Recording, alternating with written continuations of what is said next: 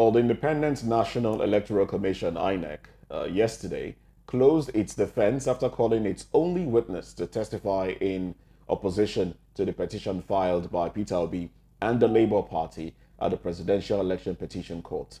INEC's lawyer Abubakar Mahmood, a senior advocate of Nigeria, announced the closure of the first respondent's case after its witness, Lawrence Bayode, a deputy director in Information and Communication Technology ICT department of the commission, finished testifying. The Electoral Commission similarly closed its case concerning the petition filed by the presidential candidate of the People's Democratic Party, PDP, with Mr. Bayode also testifying as its sole witness.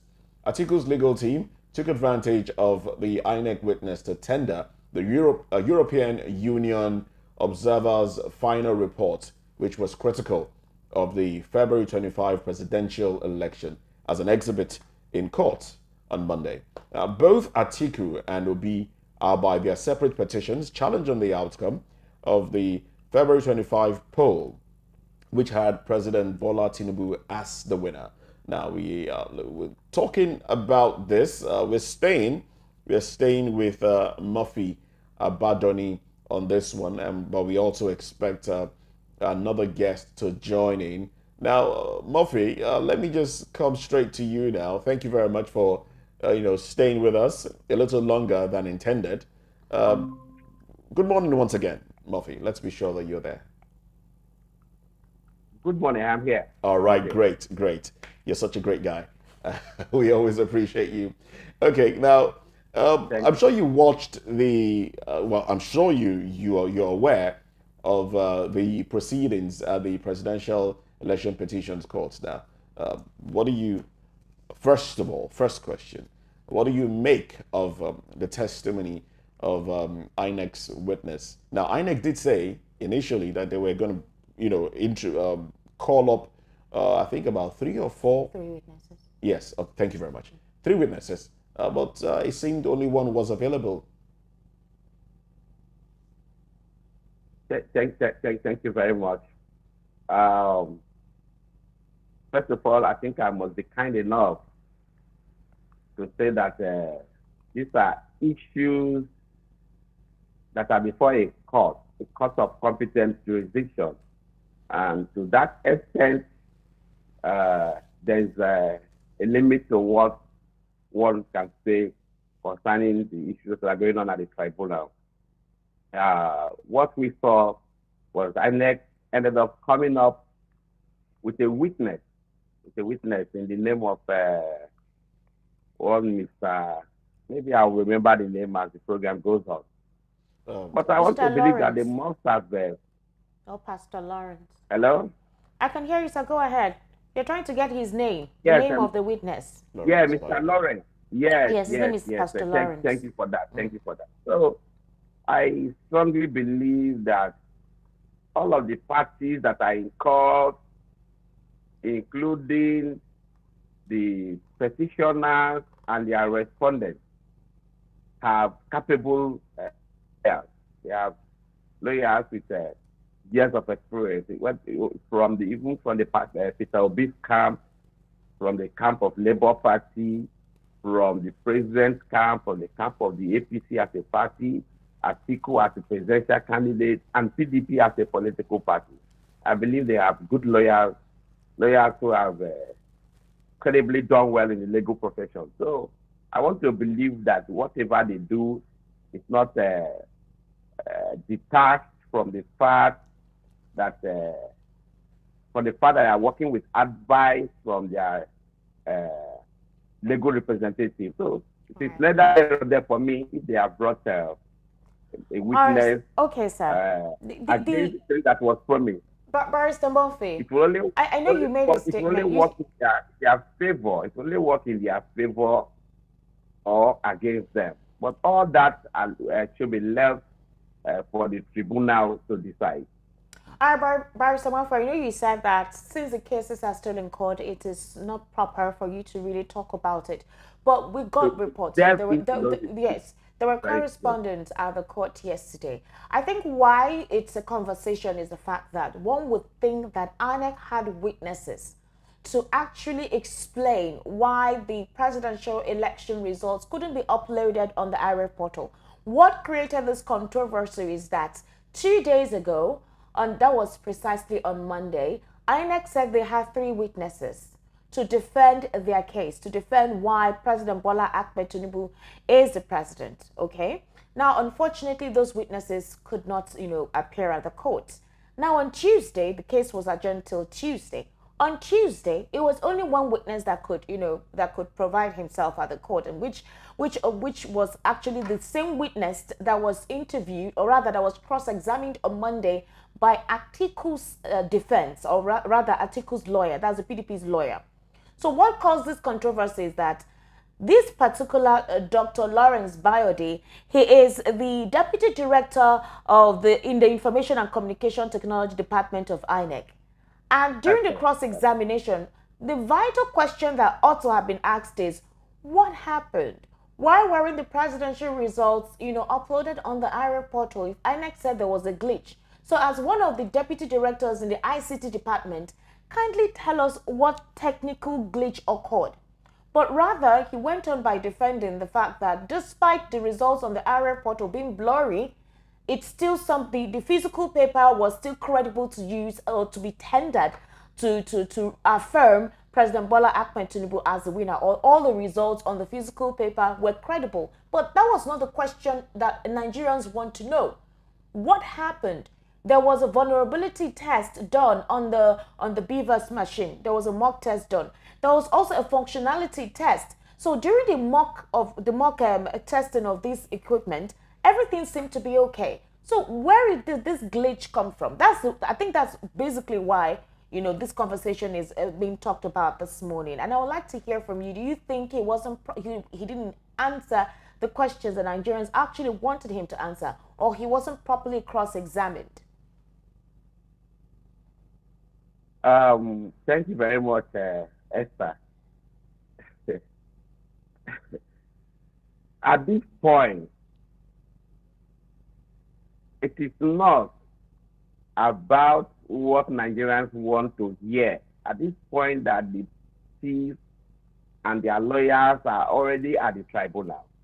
Before the election, during campaign, politicians were telling you what Nigerians want to hear. They were making promises. They were using juicy words. Politicians were quoting Nigerians. They were telling Nigerians what they wanted to hear, because they want to talk Nigerians into believing that they are the most credible, they are the nicest to be elected into office. Now election has come and gone.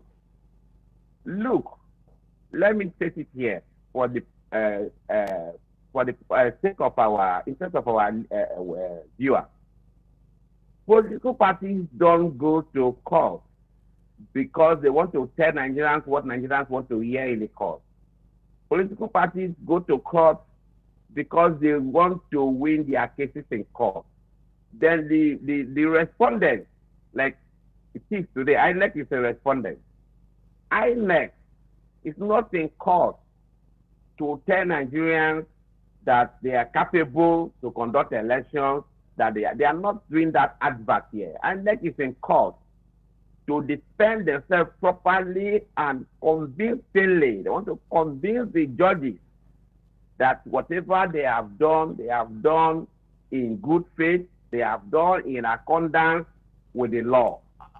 So therefore, I am saying that those who went to court are going to come to win, not because they want to tell Nigerians what Nigerians want to hear. So, all right. Okay, Barrister Murphy. I'm coming. INEC bringing a witness to court against the earlier three witnesses that were promised can only, don't forget, they have lawyers whom they are working, who have been paid heavily to represent them at this tribunal.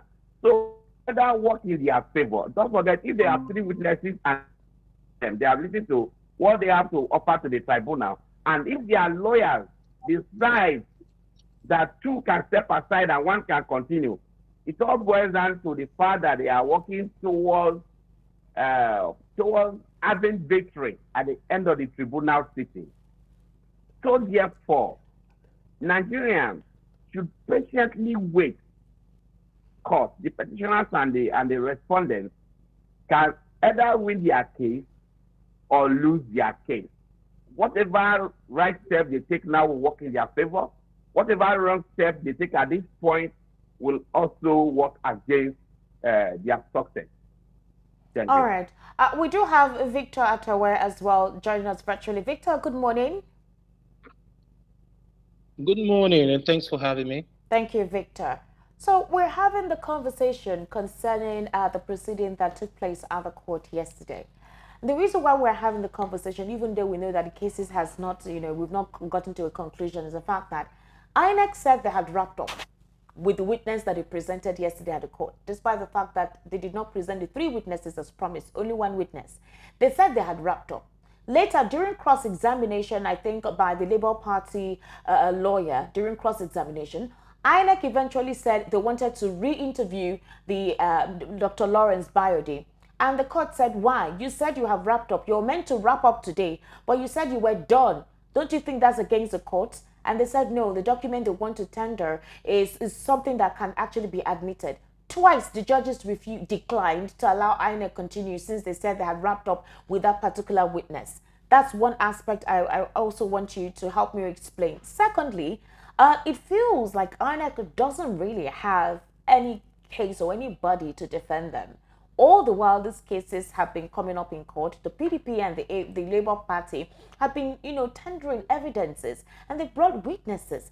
Inec was supposed to bring witnesses to buttress their stand or to defend the glitch that transpired. But with the witness that appeared in court yesterday, he really did not give, concrete details as to what caused the glitch. Rather, what he said was that despite the glitch that was experienced or that occurred during the February 25 presidential election, it doesn't affect, according to him, he said, the images of forms EC8A captured with beavers and transmitted to IREV are not relevant for the collation of results. Meanwhile, Inec said that the transmission of results to the IREV portal was vital and relevant. In fact, that was authenticated on the Electoral Act of 2022. So what is going on? Why is Inec not being straightforward? Why are we having these different reports? You see, thank you for that summation. I think you just said it all. The truth of the matter is, as it stands now, INEC is confused. And of course, given the fact that see, it's so obvious for the the lacuna in the system, and them not being honest with Nigerians. This has gone to show that INEC are strong. They are some accomplice, you understand, to the allegation being laid against them by Nigerians. Now, I use the word Nigerians just for a reason, because until the court prove them guilty before we know, okay, yeah, because Nigerians know that INEC did not deliver on their promise. And it's so sure because as we stand now, like what you just said, they said in the Electoral Act as signed, and the Electoral Act stands as a law. You said that if any places that election result is not being transmitted, automatically it is being cancelled. But we have a lot of irregularities, being recorded during the election, and of course, it's been tested in court. Now, the problem is they came up to say they have 3 weaknesses, just to present one, and going forth and back. But thank God to our Lordship, who, of course, in their wisdom, decided that, listen, you just can't take the court. You said you've closed the case, and yet you are coming forth and back. This has gone to show that INEC in its mighty self is they are guilty, so to say. But of course, we'll leave that to the court to decide. But trust me, with what INEC showed yesterday, this goes to show a lot of doubt Nigerians have for them. And of course, moving forward, Nigerians would hope for a credible election if handled by INEC, this current INEC. All right, Victor, interesting. It's actually an interesting situation to actually note. We actually have a video, where one of the Labour Party legal practitioners addressed the press yesterday, where he was able to explain, he was actually explaining what transpired at the court yesterday. I would have really loved us to actually have that particular video. I think it explains the conversation we're having now better. Now, unfortunately, let's go ahead. We do know that the lawyer to President Bola Ahmed Tinubu and Vice President Kashim Shettima, Chief Wale Olanipekun, said his clients will open their defense in the petition today. We're expecting his clients to open their defense today. But do you think that Inec themselves has a lot of questions to answer? Mahmoud Yakub has questions to answer, not just to Nigerians precisely, but in defense to the Electoral Act that they put together themselves, because we're seeing a serious contradiction to what the Electoral Act says, to what transpired at the February 25 elections, as well as the March 18 governorship elections. So what position do you think this places INEC? No, what this places INEC, this is for INEC. INEC had a lot of, there are a lot of irregularities and a lot of questions to be answered. I mean, given to their defense, they made it known, saying that, I mean, like you rightly said, they said captured in the form E, you can't, it doesn't matter whatever the blown results you see on the IF, that doesn't matter. They are contradicting themselves, and of course this goes to put INEC in a very questionable position to say how authentic and if they have been accomplished to the or they are aware of this kind of plots, that Nigerians are alleging them or leveling against them, to say that INEC is the real perpetrator of this of rigging of the 2023 general election. So INEC has a lot of case to answer, and trust me, I'm not expecting anything. Of course, what they showed yesterday, this goes to show that of course they're not prepared. They don't even know what to tell the judge. They don't even know what to tell the court. So they just have to just tender anything, at their beck and call, and see what will happen at the end. But trust me, the world is watching, and to see that the court do the needful and justice take its course. But trust me, INEC is, if I say I'm disappointed, to say the least, as regards their witness, their submission in court yesterday. But do you think it's enough to say that the glitch did not affect the collation of results, so thereby it makes the alternative through which they went with collating results and announcing the winner be the legal tender or the actual tender for affirming President Bola Ahmed Tinubu as the winner of the February 25 elections? For example, no one is expecting anything magical at the petition election tribunal, but the idea for that petition at the tribunal is to make clarity of what transpired during the elections, and the defense for INEC to tell, to defend the reason why it opted to the alternative measure it utilized for collating results, and that explanation we're not seeing it. Mahmoud, what do you think Mahmoud, or what place do you think this, what position do you think this places Mahmoud Yakub? Now, what Nigerians expect, or what I expected INEC to have come out, of course, in their defense, is to give Nigerians reason on what happened or what transpired when it comes to, the glitching, as been stated by INEC, that the server experienced some glitch. But we have some back-end news. We said there was no glitch. It was a deliberate act to switch off the server. But they did come out to tell us that, yes, they acknowledged that, yes, there was a glitch. However, that did not affect the collation of the result. But they are yet to explain the modalities, because if we have the National Assembly result being uploaded instantly, just the presidential election, and we have glitches, then you to tell us, prove to us, show us technicality, show us what happened. And do not forget that they did a testing, prior to the election, to show Nigerians that this thing is effective and is ready to hit the ground running. Now, to come out to tell us that there's a glitch and you can't provide us a clear answer of how it happened, what transpired, what led to it. All right, thank you very much, Victor. Victor, Thank you very much for your response there.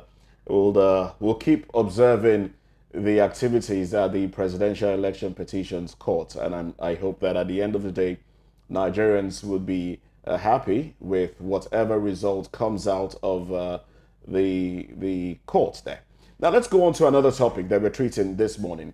The Osun Police Command said it will henceforth sanction its officers attached to government officials caught carrying out domestic duties for their principals. Now, this warning is contained in a statement issued by the command's spokesperson as SP Yemisi Okpalola and made available to journalists. Okpalola explained that police officers attached to government officials were to protect their lives and property and not to serve as their domestic workers. Now, it further stated that such behavior is highly unethical, unprofessional, and would attract appropriate sanctions against erring police personnel. Well, this is coming just after the IGP of police withdrew police personnel attached to VIPs, all right? But, those attached to government officials are still there. Do you think this holds water, really? Because we know that some of these policemen, they do these things because of the way they are being treated. They know that the dignitaries that they protect, that they are out there to protect, treat them better. They get better kickbacks, and I don't want to call it kickbacks, but they get treated better. All right. So when you have somebody giving you daily money or something, and you're eating free food, and then when the person says, help me go buy onions or tomato, you forget that you are an officer of the law and you have your uniform on you, and then go ahead to do it. I don't know. Do you think this will actually hold water? Because it is said that when they are caught, do you think this will change anything, really? Now, I'm asking Victor now, and then I'll come to Murphy Abadoni. Okay, it's laughable. You know why? Because if you recall, that successive IGPs has always come out to withdraw, police from, the so-called VIP personnel we have in our country. It's so alarming where you have a country where, take it from me, we're at war. And so we have, like, you see 4, 5 police personnel guiding just one person. Now you begin to wonder, at this life special, that the other Nigerians that have been killed up north and of course in the southeast and every area of Nigeria? The question is no. But of course they call them VIPs. So this mess. I mean, when you see police spokespersons come out to give the statements, it's just to tell you how polarized our system is and how annoying it is to even say that the public. These are public. These are civil servants. These are public apparatus. These are public public servants, so to say, that to serve the interests of the public, protect lives and properties, are being used to go buy, pepper, things like that. But of course, you wouldn't blame them, in a place where you see where they are not being treated fairly. Of course, their wages are not being guaranteed, where you have people not being paid equally. Of course, if they're being attached to a VIP and of course the VIP treats them well, what do you expect of them? They will do it. I mean, it's just because it's coming now. I don't think this is a new story for me, because it has always been the cliche. Now, because if you in Abuja as it stands now, in fact, not far away, I'm talking about today, mark my word, today, go to some schools in Maitama as I speak to you, you'll see convoy, 3 vehicles just to convey 1 child or 2, take them to school. You understand? This is Federal Capital Territory. The father might just don't have to be governor or a minister, just a VIP. You see a convoy with mobile policemen, fully armed, gone, just to guide 1 child to school, and the same repeat itself just to pick up the same child. You understand? This goes to tell you the kind of country and how our system is. It tells you that there's so many things are not right. So many things are not right. And of course, the IGP coming out to say they withdraw, it's always like that. The story comes out. And of course, like a friend of mine told me last week, I think we're discussing the same story, and said, when you hear things like this, the newly elected or newly appointed IG or whoever is in power at the point wants a kickback. and it's just about writing to him and say, you know what, this is from so and so person from the presidency. Please let it be. I need more, and they'll ask for more attaché. So asking for police, I mean, carrying this and all that, carrying umbrellas and carrying bags for their madams and their ogas. It's as good as how will I call it now? It's as good as a whole story, All so to right. say. So All right. So, Murphy, now let's take your response to this. Legal practitioner, Murphy Abadoni. Thank you very much. Before that, I want to quickly say again that your guest has pronounced INEC guilty ahead of the court pronouncement. Now we've When moved there are away. We've moved away before the from that court, topic, wait Murphy. for the court to We've make moved away from that pronouncement. topic. Can we please, The stay court, on what the we are treating court right is now? not the court is not interested in what the public is saying. Can we stay on the The topic court we are is discussing? interested in the evidence. Can we The please evidences stay on the before the topic court. we are discussing And right the now? court is interested in the All right. I see law that you don't for want to the stay issue on the topic that we're before discussing, the Murphy. court. We might have to let you go. We might have to let you go. So, I mean, we have moved away from that topic, and we are treating a different topic. So let's not go back to that one. It's a topic that we've treated and left. We're sorry we have to let you go. We understand the points that you're trying to make there, and we appreciate. All right. Yes, you have a point. It's valid. It's valid, and we honestly appreciate that. Now, the guest only gave his own views. The same way every Nigerian in their homes are giving their view on the proceedings of the Presidential Petitions Court. But hey, that's a topic we have treated. That's a topic we have left and moved on to another topic. All right.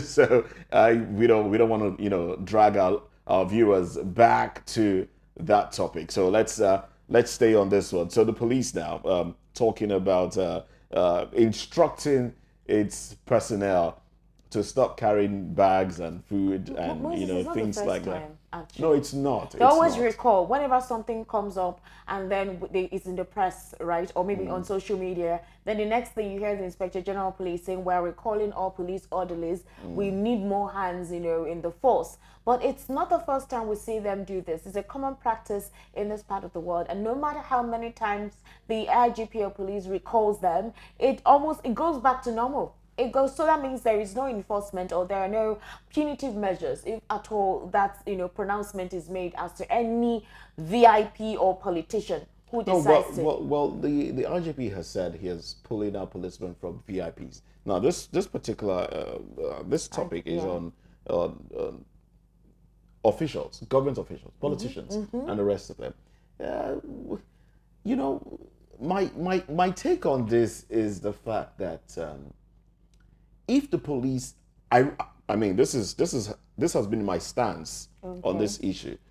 If the police are treated better, if they are given better remuneration, if they are made to respect the uniform that they put on, then they would not take such orders, because they are there to protect. Right. They have to stand at the door. You can open doors. It's okay. It's okay to open. It's okay. Yes, you open the car doors. Doors. You can do that. It's okay. But to go on errands, shouldn't be the case. Go to the market, and if you must, you don't have to go on your uniform. Victor, are you still there with us? I'm here with you. Okay, sir. We do apologize, for that. No, it's okay. It's okay. It goes to tell you how we are as a country, and our perspective and our views to things. But it's okay. Okay, so concerning the politicians who command all of this to actually do domestic chores for them. What I mean by domestic chores is carry their handbag, carry their food, like you saw that image on screen where there's a particular VIP and the police orderlies helping carry his food. What does that actually say about the Nigerian police force? What do you think that image portrays the force as?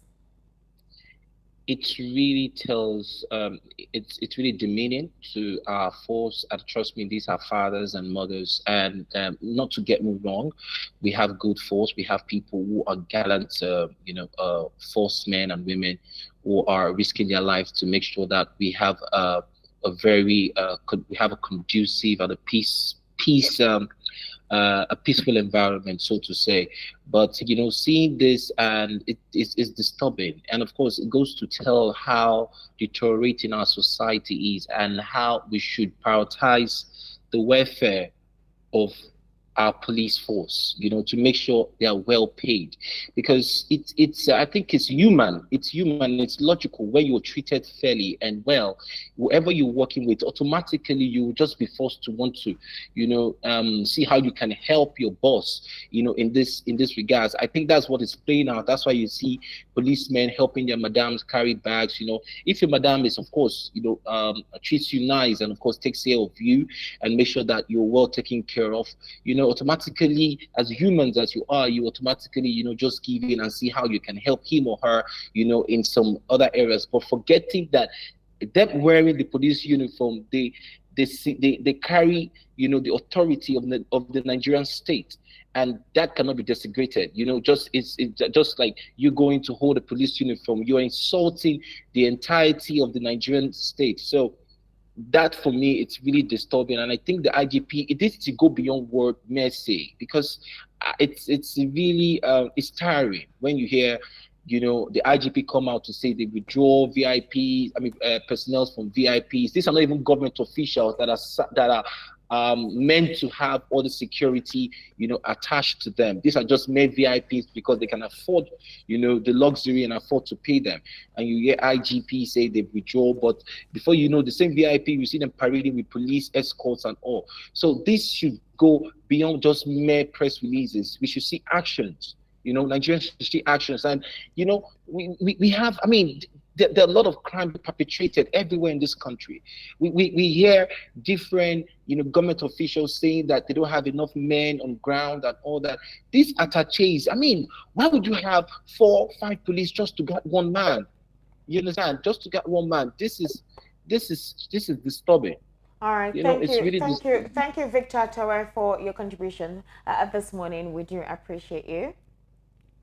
Thank you very much. Thank you. All right, up next, we're heading into entertainment and, of course, sports. But first off, entertainment with Kayla Abraham. All right, we take a breather for that.